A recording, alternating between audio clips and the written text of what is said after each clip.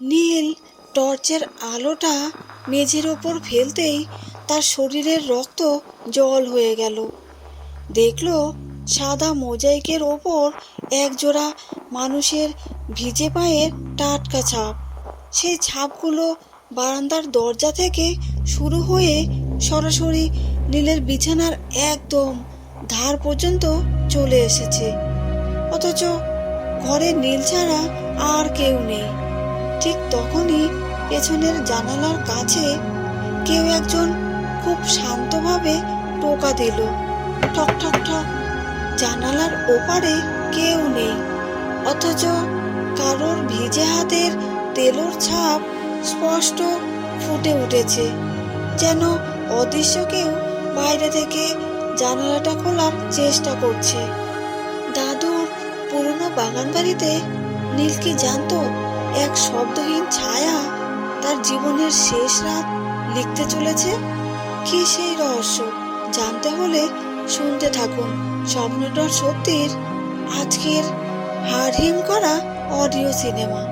স্বপ্নটার সত্যিতে আপনাদের স্বাগত জানাই। এখানে স্বপ্ন সত্যি হয়, আমি শুধু গল্প শোনাই। আপনাদের সাথে আছি আমি অসীমা। চলুন তবে স্বপ্নের দুনিয়ায় প্রবেশ করি। 93 নম্বর এপিসোডে আজকের গল্প শব্দহীন ছায়া। হ্যাঁ, ঠিকই শুনেছেন, আজকের গল্প শব্দহীন ছায়া। যাক বাবা, ডিনার সেরে শান্তি। কিন্তু পাখি, তুমি এই দোতলার বারান্দায় অন্ধকারের মধ্যে এভাবে চুপচাপ কেন দাঁড়িয়ে আছো? নিস্তব্ধতা শুনছে নীলবাবু। এই বাড়ির নিস্তব্ধতারও একটা শব্দ আছে। ওই দেখুন, বাগানের সেই প্রকাণ্ড বটগাছটার দিকে একবার তাকিয়ে দেখুন। বটগাছ? ওরে বাবা, ওটা কার ছায়া পাখি? অত লম্বা একহারা চেহারা, কোনো নরণচরণ নেই।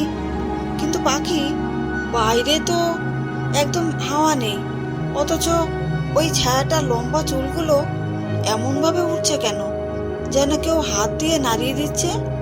ওটা হাওয়া নয় নীলবাবু, ওটা ওই বাড়ির পুরনো অভিশাপ। চুলগুলো ওভাবেই উঠবে, কারণ ওটা আয়নার কাছে আসার জন্য ছটফট করছে। চলুন ভেতরে গিয়ে জানালাগুলো বন্ধ করি। হঠাৎ নীল ঘুম থেকে জেগে ওঠে। পাখি, পাখি, তাকিয়ে দেখো, কিসের যেন শব্দ হচ্ছে। ছলাৎ ছলাৎ, মনে হচ্ছে কেউ ভিজে পায়ে সিঁড়ি দিয়ে ধীর গতিতে ওপরে উঠে আসছে। ভয় পাবেন না নীলবাবু, টর্চটা একবার মেঝের উপর ফেলুন তো। টর্চ ফেলবো? এ কি দেখছি, একজোড়া ভিজে পায়ের টাটকা ছাপ।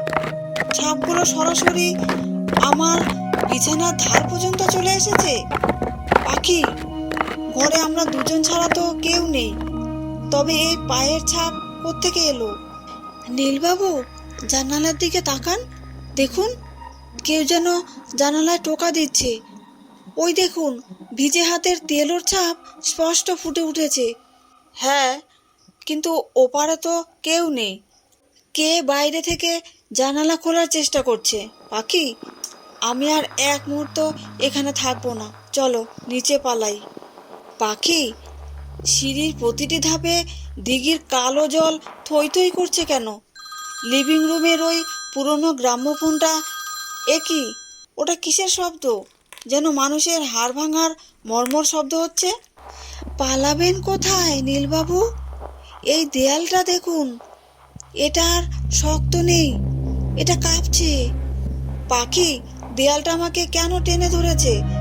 দেয়ালে ঝোলানো ওই ছবিগুলো থেকে যেন অস্বস্তি হাত বেরিয়ে এসে আমাকে জাপটে ধরছে।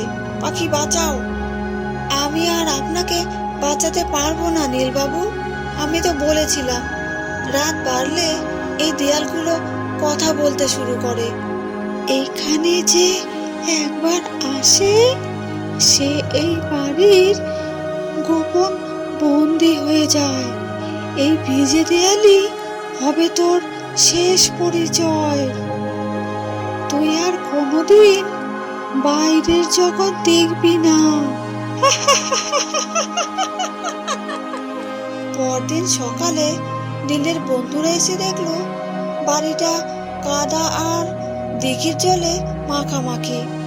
নীল ও পাখির কোনো চিহ্নই নেই, শুধু লিভিং রুমের দেয়ালটাতে দুটো নতুন ফাটল দেখা দিয়েছে, যা দেখতে হুবহু দুটো যন্ত্রণাকাতর মানুষের মতো। নীল আর পাখি এখন সেই অভিশপ্ত বাড়ির দেয়ালে এক চিরস্থায়ী বন্দি। তো এই ছিল আজকের গল্প। গল্পটা যদি ভালো লেগে থাকে লাইক, কমেন্ট, শেয়ার করবেন।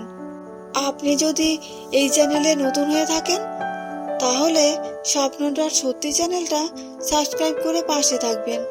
আমি অসীমা আবার ফিরে আসব নতুন একটি গল্প নিয়ে। আপনারা সবাই ভালো থাকবেন, সুস্থ থাকবেন, শুভকামনা রইল।